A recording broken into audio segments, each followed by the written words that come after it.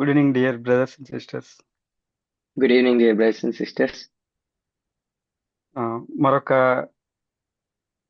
Tuesday మీటింగ్కి యవనస్తుల కూడికి దేవుడు మనల్ని అందరికీ సమయము సదుపాయాన్ని ఇచ్చినందుకు దేవుడికి కృతజ్ఞతలు తెలియజేస్తున్నాను. I thank God for the facility and for the opportunity for all of us that He gave all of us to join this youth meeting. ఈరోజు క్లుప్తంగా సూటిగా స్పష్టంగా దేవుడు నాతో మాట్లాడిన విషయాల్ని మీతో నేను పంచుకోవాలని అనుకుంటున్నాను. Today I want to share what God has gave me the words with briefly, clearly and crisply. ఒకసారి 2వ దినవృత్తాంతాల గ్రంథము Let us turn to Deuteronomy, Second Chronicles, 24వ అధ్యాయము chapter 24, మొట్టమొదటి వచనం. the first verse. Second Chronicles, chapter 24 and verse 1. Read, brother. Yeah. Joash was 7 years old when he became king, and he reigned 40 years in Jerusalem. And his mother's name was Zibiah from Beersheba. Thank you brother. యోవాషు అనే రాజు గురించి మనము ఇతను యూదా రాజు, ఈ రాజు గురించి ఇతని జీవితం గురించి మనం ఈరోజు చూస్తాం. Joash is the king of Jews. About him and his life we look today. ఈయన రాజుగా అయ్యే సమయానికి ఇతని వయస్సు 7 సంవత్సరములు. When he became king, his age was 7 years. 40 సంవత్సరాలు ఆయన రాజుగా పరిపాలించారు. He reigned as a king for 40 years. 7 సంవత్సరాలకి రాజు ఎలా అయ్యారు అని అంటే దాని వెనక జరిగినది మనకు తెలియాలి. We have to know the reason that how he became king at age of 7. అతని యొక్క తండ్రి పేరు అహజ్యా. His father's name is Ahijah. అహజ్యాకి తల్లి ఉంది, ఆమె పేరు అతల్య. Ahijah's mother, her name is అతల్య. అది 22వ అధ్యాయము 3వ వచనంలో ఒకసారి చూడండి. 22వ అధ్యాయము. Let's look to chapter 22 and verse 3. He also walked in the ways of the house of Ahab, for his mother was his counselor to do wickedly. అక్కడ 22వ అధ్యాయము మొదటి 3 వచనాలు మనం చూసినట్లయితే ఆయన 1 సంవత్సరం యెరూషలేముని పరిపాలించాడని, అతని తల్లి పేరు అతల్య అని, దుర్మార్గంగా ప్రవర్తించడానికి ఆమె తల్లి నేర్పించింది అని చెప్పి మనం అక్కడ చదువుతాం. When we read the verse from 1 to 3, we see that his name is Ahaziah and his mother's name is Atalya, and he counseled him to reign wickedly. అయితే అతను ఒక యుద్ధంలో చనిపోతారు. But he dies in a war. అప్పుడు అతని తల్లి గారు ఏం చేస్తారంటే రాజ్యానికి వారసులైన వారి అందరినీ, అంటే అహజ్యా కుమారుల్ని, అహజ్యాకి వారసులుగా ఉన్న సహోదరుల్ని గాని ఆ రాజ సంతతి వారందరినీ చంపివేయడానికి ప్రయత్నం చేస్తారు అతల్య. What Atalya does now is she tries to kill all the descendants of that kingdom and his brothers and everybody. She tries to kill them. అయితే అతల్యకు ఒక సహోదరి ఉంటుంది. But Atalya has a sister. ఆమె పేరు యెహోషాబతు. Her name is Jehoshabat. ఆమెకి వివాహం అవుతుంది. ఆయన పేరు యెహోయాదా. And she becomes married and his name is Jehoiada. వీరు భక్తిపరులు. యెహోయాదా యెహోయాదా అన్న ఆయన ఒక యాజకుడు, ఆమె భార్య ఏమో యెహోషాబతు. ఈ యెహోషాబతు ఆ రాజుగారికి చెల్లి. This Jehoshaphat is the sister of that king, and her husband is the priest there, ఉమ్, వీరు భక్తిపరులు. and they are godly people. వీళ్ళు ఏం చేస్తారు అంటే ఈ యోవాషుని అతల్య చంపేయకుండా కాపాడతారు. And they protect this Joash that Athaliah may not kill him. 6 సంవత్సరముల వరకు ఆయన్ని మందిరంలోనే దాస్తారు. They hide him in the temple till to the age of 6. 7వ సంవత్సరంలో యెహోయాదా, యాజకుడైన యెహోయాదా ఇతరుల యొక్క సహాయంతో, దేవుని సహాయంతో అతన్ని రాజుగా అభిషేకిస్తారు. At age 7, Athaliah, brother, could you please repeat again? యెహోయాదా యోవాషుని రాజుగా అభిషేకిస్తారు. So Jehoiada makes Joash as make king him as a king and as king with the help of other people and God. with the help of other people and God. మీరు ఈ విషయాల్ని 23వ అధ్యాయంలో మీరు చదవవచ్చు తర్వాత. You can later look into the verses in chapter 23 later. అంటే అతను చంపబడతాడన్న విషయం యోవాసుకు తెలియదు. అతను రక్షించబడ్డాడు అతని మామగారి చేత. అదేవిధంగా అతను కోల్పోయిన రాజ్యాన్ని మరలా ఆయన పొందుకున్నాడు. యోవాషు అని ఆయన పొందుకోగలిగాడు. Joash doesn't know that he was tried to be killed and was protected by his father-in-law, and that he could get that kingdom back. యెహోయాదా ఎందుకు ఆ చిన్న బిడ్డని రాజుగా చేస్తాడు అని అంటే, why Jehoiada would make this little child a king? The reason is దావీదుకి రాజ్యపాలనకి సంబంధించి దావీదు వంశస్థులు రాజ్యం చేయాలనేది దేవుని చిత్తము. the reason is that the will of God is that David descendants would reign over the kingdom. అది ఈ యెహోయాదాకు తెలుసు. And this Jehoiada knows that one. 23వ అధ్యాయము 3వ వచనంలో నేను చదువుతాను చూడండి. యెహోవా దావీదు కుమారులను గూర్చిని ఇచ్చిన సెలవు చొప్పున రాజకుమారుడు రాజ్యమేలవలెను అని చెప్పి 3వ వచనంలో ఉంటుంది. In chapter 23 and verse 3, it is written that all the assembly made a covenant with king in the house of God, and Jehoiada said to them, behold, the king's son shall reign as the Lord has spoken concerning the sons of David.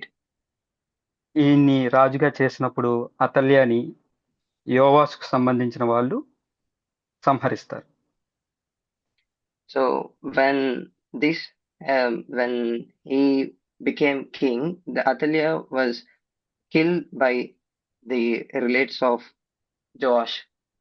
23వ అధ్యాయం 21వ వచనంలో ఒక మాట ఉంటుంది. వారు అతల్యాను చంపిన తర్వాత పట్టణము నెమ్మదిగా ఉండెను.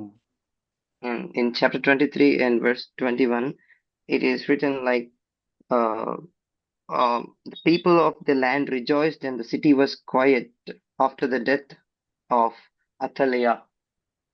దుర్మార్గురాలైన అతల్య చనిపోయిన తర్వాత ఆ దేశం నెమ్మదిగా ఉంటుంది. భక్తిపరులైన యెహోయాదా, అతని సంబంధులు, యోవాసు వీళ్ళందరూ కూడా సంతోషంగా ఉంటారు. So after the death of this wicked Athaliah, the city was quiet, and the godly people, Joash and those people, are happy, glad. 24వ అధ్యాయం 2వ వచనంలో యాజకుడైన యెహోయాదా బ్రతికిన దినములన్నీయు యోవాసు యెహోవా దృష్టికి యథార్థముగా ప్రవర్తించెను అని రాయబడి ఉంటుంది. And it is written in chapter 24 and verse 2, Joash did what was right in the sight of the Lord all the days of Jehoiada the priest. ఇక్కడ దేవుడు నాతో మాట్లాడింది ఏంటి అంటే, మనల్ని భక్తి మార్గంలో నడిపించినప్పుడు వాళ్ళు తల్లిదండ్రులు కానీ, సహోదర సహోదరులు కానీ, వేరెవరైనా కానీ వారి పట్ల మనం కృతజ్ఞత కలిగి ఉండాలి. Here what God has spoken to me is that those who lead us to the way of godliness, it could be parents or anybody. We have to be grateful to them. యోవాసు యెహోయాదా పట్ల అటువంటి కృతజ్ఞత కలిగి ఉన్నాడా లేదా అనేది మనం ముందు ముందు చూస్తాం. We see whether Joash has a gratitude towards Jehoiada in upcoming word. యెహోయాదా ఉన్నంత వరకు అతను భక్తిపరుడుగానే ఉన్నాడు, దేవుని దృష్టికి యథార్థంగా నడుచుకున్నాడు, మంచిగా ఉన్నాడు. Till the days of Jehoiada, he walked uprightly and godly and did everything right in the sight of the Lord. ఆ అతల్యా సమయంలో పాడైపోయిన దేవుని మందిరాన్ని బాగు చేయడానికి పూనుకున్నాడు. And he commenced to make right the temple of God, uh, which was destroyed, kind of like in the days of Athaliah. అతను ఆ ప్రయత్నంలో ఆ కొంతమంది యాజకులు సహకరించకపోతే మరలా యెహోయాదాకే ఆ పనిని అప్పగించాడు. And when he was trying for that, when uh, some priests uh, were not supporting him, he cooperated with him. So ఆయన బ్రతికి ఉన్నంత కాలం యోవాసు చాలా యథార్థంగా దేవుని యొక్క భయభక్తులు కలిగి ఉన్నాడు. When all the years of him living, Joash has been right in the sight of God. ఆ తర్వాత మనం 13 వచనాల వరకు చదివితే వారు ఏ విధంగా పనిచేశారు, ఏ విధంగా ఆ ధనాన్ని సమకూర్చారు, ఏ విధంగా దేవుని యొక్క మందిరాన్ని బాగు చేశారు, అవన్నీ కూడా మనం చూడవచ్చు. If we look into the later verses up to verse 13, we can see how they work for God and how they treasured the money of God's temple. అప్పుడు 13వ వచనం ఒకసారి నేను చదువుతాను. ఈలాగున పనివారు పని జరిగించి సంపూర్తి చేసిరి, వారు దేవుని మందిరమును దాని యథాస్థితికి తెచ్చి దాన్ని బలపరిచారు. In verse 13, so the workmen labored and the repair work progressed in their hands, and they restored the house of God according to its specifications and strengthened it. 14వ వచనంలో చివరి భాగం ఒకసారి నేను చదువుతాను చూడండి. యెహోయాదా ఉన్న దినములన్నీయు యెహోవా మందిరములో దహన బలులు నిత్యమును అర్పింపబడెను. And look at the last part of verse 14. And they offered burnt offerings in the house of the Lord continually all the days of Jehoiada. అంటే దైవభక్తి కలిగిన దేవుని ప్రేమించే వ్యక్తులు మనల్ని నడిపిస్తూ ఉన్నప్పుడు పరిశుద్ధాత్మ దేవుని యొక్క శక్తి ఎప్పుడు మనతో ఉంటుంది. When the godly people who revere God leads us, the power of the Holy Spirit will be upon us always. ఈ యెహోయాదా ఉన్న సమయం అంతా కూడా యెహోవా మందిరంలో దహన బలులు నిత్యమును అర్పించబడినను అని రాయబడింది. Here it is written, then all the days of Jehoiada, burnt offerings are being offered in the house of the Lord continually. దైవభక్తి గల తల్లిదండ్రులు, The godly parents, దేవుని యందు భయభక్తులు ఉన్న పెద్దలు, God-fearing elders. ఇదంతా అలాంటి వారంతా దేవుడు మనకు అనుగ్రహించడం మనం నిజంగా దేవునికి కృతజ్ఞతలు చెప్పాలి. We have to be grateful for God for granting such kind of people to us. వారు ఎల్లప్పుడూ మనతో ఉండరు కానీ They will not be with us all the time, కానీ ఆ మార్గంలో వెళ్ళటానికి వాళ్ళు మనం ప్రోత్సహిస్తారు. but they encourage us to go in that way. అయితే యెహోయాదా వృద్ధుడై చనిపోతారు. Then the Jehoiada becomes old and he dies. అప్పుడు యోవాషుకి ఏం జరుగుతుందో చూద్దాం. Let's see then what would happen to Joash. 16వ వచనంలో ఆయన 130 సంవత్సరాల తర్వాత ఆయన చనిపోయారు, ఆయన్ని రాజుల దగ్గర పాతిపెట్టారు, రాజుల సమాధుల దగ్గర పాతిపెట్టారని ఉంటుంది. We see here in 16th verse, they buried him in the city of David among the kings because he had done well in Israel and to God and his house. అతను రాజు కాదు, He is not king, కానీ అతను రాజుల సమాధుల్లో ఉంచారు. but he was placed in the he was buried in the graveyard of kings ఎందుకంటే అతను దేవుని దృష్టికిని తన ఇంటి వారి దృష్టికిని మంచివాడై ప్రవర్తించాడు. because he, to the sight of God and to the sight of his household, he was very good. కానీ ఒకసారి ఆయన చనిపోయిన తర్వాత But once he ఒకసారి ఆయన died, చనిపోయిన తర్వాత 17వ వచనంలో ఆయన అక్కడ అధిపతులు వచ్చి ఆయనకి నమస్కరిస్తే వారి మాట వినడం మొదలు పెడతాడు. and we see here in chapter 17, when the officials came and bowed down to the king, he listened to them. వాళ్ళు ఏం చెప్తారంటే దేవుణ్ణి కాకుండా ఇతర దేవతల వైపు పూజలు చేసేలాగా వాళ్ళని ఆరాధించేలాగా వాళ్ళు ప్రేరేపిస్తారు ఆ రాజుని. What they say is that they prompt the king to worship the other gods rather than worshiping God. అప్పుడు యూదా వారి మీదకి యెరూషలేం వారి మీదకి దేవుని కోపం రగులుకుంటుంది. Then upon the Judah and అంటే యెరూషలేం when Jerusalem, the fears of the God would takes place. వారిని తన వైపుకు మళ్లించుకోవడానికి దేవుడు ప్రవక్తలను పంపుతాడు. God sends prophets that they may turn to him. తర్వాత వారు మాట వినకపోతే చివరిగా And at last, when they didn't listen to their voice, 20వ వచనంలో ఉంటుంది, దేవుని ఆత్మ యెహోవా యాజకుడగు యెహోయాదా కుమారుడైన జకర్యా మీదకి రాగా. and we see in verse 20, when the Spirit of God came on Zechariah, the son of Jehoiada, the priest. ఆయన చెప్తాడు, మీరెందుకు ఇలా చేస్తున్నారు, మీరెందుకు త్రోవ తప్పిపోతున్నారు, మీరు దేవునికి వ్యతిరేకంగా ఎందుకు చేస్తున్నారు, దేవుణ్ణి ఎందుకు మీరు విసర్జిస్తున్నారు అని చెప్పి వాళ్ళని హెచ్చరిస్తాడు.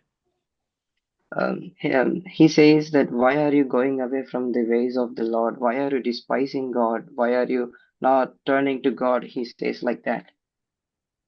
అలా చెప్పినందుకు ఆయన్ని చంపేస్తారు. They kill them for proclaiming like that. 22వ వచనంలో ఉంటుంది, ఈ ప్రకారము రాజైన యోవాషు జకర్యా తండ్రి అయిన యెహోయాదా తనకు చేసిన ఉపకారమును మరచిన వాడై అతని కుమారుని చంపించెను. Verse, brother? 22 brother. Verse 22, it is written like that. Thus Joash the king did not remember the kindness which his father Jehoiada had shown him, but he murdered his son. అతని ప్రాణాన్ని కాపాడారు. They protected his soul, him. యోవాషుని చిన్నప్పుడు ప్రాణాలతో కాపాడింది ఎవరు? యెహోయాదా. Who protected Joash when he was a child? It was Jehoiada. అతన్ని సరైన మార్గంలో నడిపించి రాజ్యాన్ని రాజ్యాన్ని అప్పగించింది ఎవరు? సహాయం చేసింది ఎవరు? యెహోయాదా. Who led him and who led him in right way and who gave him the kingdom to reign? It is Jehoiada. ఆయన చనిపోగానే అతని కుమారుల వైపుగా కృతజ్ఞత, అతని కుటుంబం వైపుగా కృతజ్ఞత కలిగి ఉండవలసింది ఎవరికి? యోవాసుకి. When he died, immediately, whom he has to be grateful towards who has to be grateful towards his household and his sons? It is Joash. కానీ అతని కుటుంబీకుల్ని ఆయన చంపించేశాడు. But he killed his family members. తన సొంత బావమరిదిని, అంటే మామయ్యల అబ్బాయి అంటే బావమరిది అవుతాడు, జకర్యా అనే ఆయన్ని, ఒక యాజకుడిని, దేవుని మాటను తీసుకొచ్చిన వాడిని ఆయన చంపించేశాడు. His own family members he killed. కాబట్టి అతను కృతజ్ఞత కలిగి లేడు. So he did not have gratitude heart.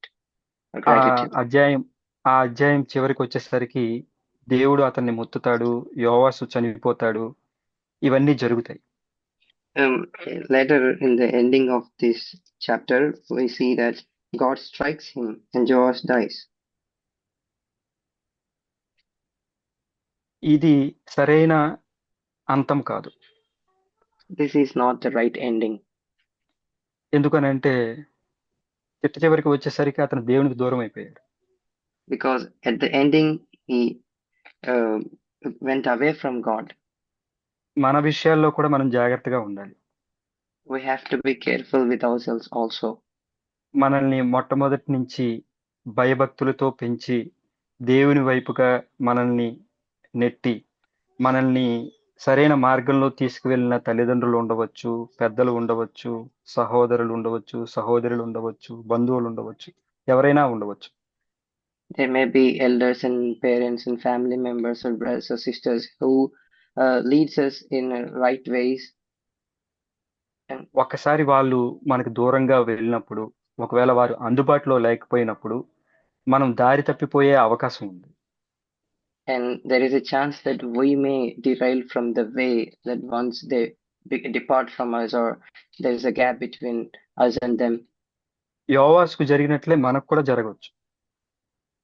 It may happen to us also as it happened to Josh. కృతజ్ఞత కలిగి ఉంటే యోవాసుకు అది జరగదు. If Joash was grateful, then it would not happen to Joash. అతడు కృతజ్ఞత కలిగి ఉంటే దేవుని పట్ల కూడా కృతజ్ఞత కలిగి ఉండేవాడు. If he had gratitude, he would also have gratitude towards God. కానీ దేవునికి వ్యతిరేకమైపోయాడు. But he turned against God. ఆ రోజుల్లో పరిశుద్ధాత్మ దేవుడు అందుబాటులో లేడు కాబట్టి Because the Holy Spirit was not available in those days, అది యోవాసుకు సంభవించవచ్చు. it would have taken place for Joash. కానీ మనకు అటువంటి అవకాశం లేదు. But we do not have that opportunity now. మనకి పరిశుద్ధాత్మ దేవుడు మనకు అందుబాటులో ఉన్నారు. We have Holy Spirit available for us. ఒకసారి క్రొత్త నిబంధనకి వచ్చినప్పుడు When we come to New Testament once, లూకా సువార్త Gospel of Luke, 17వ అధ్యాయము chapter 17. 17వ వచనం ఒకసారి చూద్దాం. Let us look to verse 17. Then Jesus answered and said, were there not 10 cleansed? But the 9, where are they? ఇది మీకు జ్ఞాపకం ఉండే ఉంటుంది. You must have remembered this. యేసు ప్రభువుని అనేక మంది వెంబడించారు, ఆయన చేత మేలులు పొందారు, స్వస్థత పొందారు, సమస్తము ఆహారాన్ని పొందారు, చాలా రకాల మేలులు పొందారు. Many followed Jesus and many was blessed by him. Many got food and many things from him. ఒకనొక సమయం వచ్చేసరికి ఆ జనసమూహం అంతా ఆయన విడిచిపెట్టేశారు. కేవలం 70 మంది మాత్రమే మిగిలారు. But at a point of time, all of them left him and only 70 remained. మరికొంత సమయం అయ్యేసరికి 12 మంది మాత్రమే మిగిలారు. And another point of time, only 12 remained. ఆ 12 మందిలో కూడా చివరికి 11 మంది మాత్రమే ఉన్నారు. Even in 12 members, only 11 members remained at the end. ఇక్కడ ఈ శుద్ధులైన 10 మంది కుష్ఠరోగుల విషయం వచ్చేసరికి, and when it comes to those who are cleansed from the leprosy, these people, ఒక వ్యక్తి మాత్రమే కృతజ్ఞతలు తెలియచేయడానికి వెనక్కి వచ్చాడు. 16వ వచనంలో చూడండి. We see in chapter 16 that only one man comes to give thanks, that we see in chapter 16. Can you read, brother? Yes, brother. And he fell on his face at his feet, giving thanks to him. And he was a Samaritan. అతను యూదుడు కూడా కాదు. And he is not even a Jew. అది ఎంతో ప్రోత్సాహాన్ని ఇచ్చేది. This gives a lot of encouragement. మనలో చాలా మంది పుట్టుకలతో క్రైస్తవ కుటుంబంలో పుట్టి ఉండకపోవచ్చు. Many of us may not be born in a Christian family. అయితే ఆయన కృతజ్ఞత కలిగి ఉండటం ద్వారా యేసు ప్రభువు యొద్దకు తిరిగి వచ్చారు. So because he is thankful, he came back to Jesus. మనము ప్రభువు పట్ల కృతజ్ఞత కలిగి ఉన్నట్లయితే, if we are thankful towards God, మనము రక్షణ పొందుతాం. we will be saved. ప్రతి పరిస్థితిలో నుంచి, ప్రతి శోధనలో నుంచి తప్పించుకునే మార్గాన్ని, గెలిచే మార్గాన్ని దేవుడు మనకు అనుగ్రహిస్తూ ఉంటారు. From every situation, from every temptation, God will give us a way to overcome. ప్రతిసారి మనం కృతజ్ఞతలు తెలియచేస్తూ ముందుకు వెళ్తూ ఉండాలి. Always we should move forward by giving thanks. శిష్యులు వాళ్ళు కృతజ్ఞత కలిగి ఉన్నారు. Disciples are thankful. యూదా చిట్ట చివరి వరకు ఉన్నప్పటికీ, దేవుని ప్రేమను అంతగా పొందుకున్నప్పటికీ ఆయన కృతజ్ఞత లేకుండా ఉన్నాడు. Judas, even though he was up to last, he was not thankful. మనలో కృతజ్ఞత లేని భావం అనేది ఉండకూడదు. We should not have unthankfulness. మనం చిన్న విషయానికి అయినా సరే కృతజ్ఞత కలిగి ఉండాలి. Even to the smallest thing, we should be thankful. అది మనల్ని ప్రొటెక్ట్ చేస్తుంది, రక్షిస్తుంది. It protects us, it saves us. నా వ్యక్తిగత ఒక చిన్న అనుభవాన్ని చెప్తాను. I want to share my small experience. అదేంటంటే నేను ఫిర్యాదులు కలిగి ఉండేవాడిని. బాస్ అలా ఉన్నారు, లేకపోతే నా తల్లిదండ్రులు నాకు సహకరించట్లేదు, లేకపోతే నా పై అధికారులు సహకరించట్లేదు, కిందనున్న ఉద్యోగులు, నా కింద ఉన్నవారు నాకు సహకారం అందించట్లేదు. అలాంటి ఫిర్యాదులు, సనుగులు ఇవన్నీ ఉండేవి. I used to have complaints and murmurings regarding my boss, my parents, and the persons who work under me, that they are not like this, like this. అలా ఉండకూడదని తెలుసుకున్నప్పటికీ నేను అలా చేస్తూ ఉండేవాడిని. Even though I know that I should not be like that, I used to behave like that only. అప్పుడు ఒక దైవజనుడు మా వైజాగ్ వచ్చి ఆయన దేవుని మాటలు చెప్పారు. Then one man of God came to our Vizag and spoken God's words. మనం మీరు సంతృప్తి కలిగి ఉన్నారా, మీరు దేవునికి కృతజ్ఞత కలిగి ఉన్నారా అని ఆయన ఆ రోజు మాట్లాడారు. Are you satisfied and are you thankful to the Lord? అప్పటి నుంచి నా అసంతృప్తికి కారణం ఏంటనేది ఆ రోజు గ్రహించాను. From then I came to know the reason why I'm not being satisfied. పూర్తిగా దాని నుంచి విడిపించబడ్డాను అని చెప్పటం లేదు, కానీ I'm not saying that I was completely relieved from that. నేను ఆ మార్గంలో వెళ్తూ ఉన్నాను ముందుకి. But I was going forward in that way. ఒకసారి ఆలోచించండి, మనం నా బాస్ నాకు కొన్నిసార్లు పర్మిషన్ ఇచ్చారు, కొన్నిసార్లు సహాయం చేశారు, కొన్నిసార్లు నేను తప్పు చేసినా ఏమీ అనలేదు. కానీ అదే బాస్ ఎప్పుడైనా నాకు పర్మిషన్ ఇవ్వకపోయినా, లేకపోతే నేను అనుకున్నట్లుగా చేయకపోయినా నేను ఏం గుర్తుపెట్టుకోవాలి? So let us think once like this. The same boss who gave once permissions, the same boss who was helpful once, but now he was not helpful, he was not giving permissions. Then at that time, what I should think or what I should be? ప్రభువా, నీవు నాకు ఈయన ద్వారా సహాయం చేసావు, ఆయన నాకు సహాయం చేశారు, అవి జ్ఞాపకం చేసుకుని ప్రభువా థ్యాంక్స్ ప్రభువా అని థ్యాంక్స్ చెప్పాలి నేను. I should say thanks to the Lord, that Lord, through this person you have helped me in the past. ఇప్పుడు ఒకవేళ సాయం చేయకపోయినా పర్వాలేదు ప్రభువా, థ్యాంక్స్ ప్రభువా అని థ్యాంక్స్ చెప్పుకోవాలి దేవునికి. Now even though he was not helpful, we should be able to say thanks to the Lord. అప్పుడు ఆ అసంతృప్తి అనేది తొలగిపోతుంది. Then that discontentment or dissatisfaction will be removed. కృతజ్ఞత అనేది పెరుగుతూ ఉంటుంది. And gratitude will increase. మనం కృతజ్ఞతతో దేవుని యొద్దకు వెళ్ళినప్పుడు ఆయన మనకు మరింత సహకారాన్ని అందిస్తారు.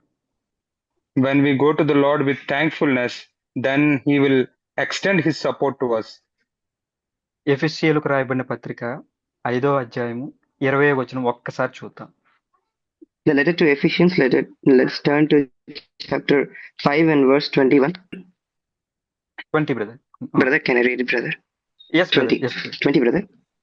20 brother. 20, 21. 20 and 21.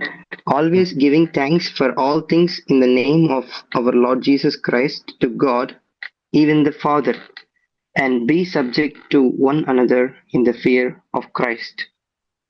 మన ప్రభువైన యేసుక్రీస్తు పేరిట సమస్తమును గూర్చి అన్నిటిని గూర్చి తండ్రి అయిన దేవునికి ఎల్లప్పుడూ కృతజ్ఞతాస్థుతులు చెల్లించుచు క్రీస్తునందలి భయముతో ఒకనికొకడు లోబడి ఉండుడి. It says here, always giving thanks for all things in the name of our Lord Jesus Christ, even మన the Father. తల్లిదండ్రులు మనం అనుకున్నట్లుగా చెప్పకపోవచ్చు, చేయకపోవచ్చు. Our parents may not tell us as we think. మన సహోదరులు మన ఇష్టం అన్నట్లుగా వాళ్ళు చేయకపోవచ్చు. Our brothers may not work as we pleased. కానీ సమస్తం గురించి దేవునికి ఎప్పుడు కూడా కృతజ్ఞతలు చెప్పాలి. But about everything, we always have to give thanks to the Lord, to God. మనకి ఖచ్చితంగా ప్రతి ఒక్కరు ప్రతిరోజు ఏదో ఒక రూపంలో సహాయం చేస్తూనే ఉంటారు. Every day, every person in some way would keep helping us always. వారు నిరాకరించిన లేకపోతే వారు చేసిన అపరాధాన్ని పక్కన పెట్టేసి వారు చేసిన మేలుని ఎల్లప్పుడూ గుర్తుపెట్టుకోవాలి, కృతజ్ఞత కలిగి ఉండాలి. We have to reject the bad they have done, but we have to remember the goodness that they have shown towards us. మనం ఎలా ఉండాలంటే క్రీస్తునందలి భయంతో ఒకనికొకడు లోబడి ఉండాలి. We should be subjecting to one another in the fear of Christ. దేవుడు మనకు ఆ విధంగా సహాయం చేస్తాడని నేను నమ్ముతున్నాను. I believe God would help us in that way. Thank you, brothers and sisters. Thank you, brothers and sisters.